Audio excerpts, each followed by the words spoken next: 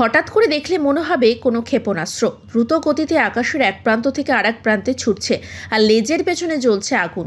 কিন্তু কিছুক্ষণ দেখেই চমকে উঠতে হবে, কারণ এটা কোনো বিমান নয়, আস্ত একটি উড়োজাহাজ। সোশ্যাল মিডিয়ায় এমনই একটি ভিডিও ভাইরাল হয়েছে। বিভিন্ন সূত্রে খবর, এই ঘটনাটি আমেরিকার একটি পণ্যবাহী উড়োজাহাজে আগুন জ্বলে উঠেছিল। ওড়ার পরপরই বিমানে আগুন জ্বলে ওঠে। দুর্ঘটনা এড়াতে অ্যাটলাম এয়ার বোয়িং 747-8 কার্গো বিমানটি আপৎকালীন অবতরণ করানো হয় মিয়ামি আন্তর্জাতিক বিমানবন্দরে। সূত্রের খবর, বিমান সংস্থার তরফে জানানো হয়েছে, বিমান কর্মীরা সব পদক্ষেপ সুষ্ঠুভাবে মেনে চলে বিমানটি নিরাপদে অবতরণ করানো হয়েছে।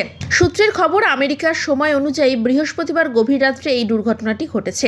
ফ্লাইটওয়ের তথ্য অনুযায়ী যে বিমানে এই দুর্ঘটনা কবলে পড়েছে সেটি বোয়িং 747-8। এই ধরনের বিমানে 4টি জেনারেল ইলেকট্রিক জেন-এক্স ইঞ্জিন চলে। সূত্রের খবর, এই দুর্ঘটনায় কোনো হতাহতের খবর নেই।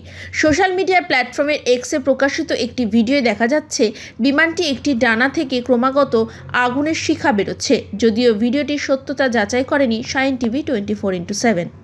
এর আগে 5ই জানুয়ারি পোর্টল্যান্ডের ওরেগন থেকে ওড়ার পরপরই আলাস্কা এয়ারলাইন্সের বিমানের একটি অংশ ভেঙে যায়।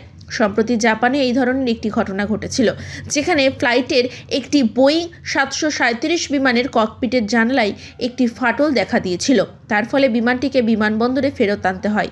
প্রতিবেদনে বলা হয়েছিল, ক্রু ছাড়াও বিমানটিতে মোট 65 জন যাত্রী ছিলেন, যদিও কোনো হতাহতের খবর সেবার মেলেনি।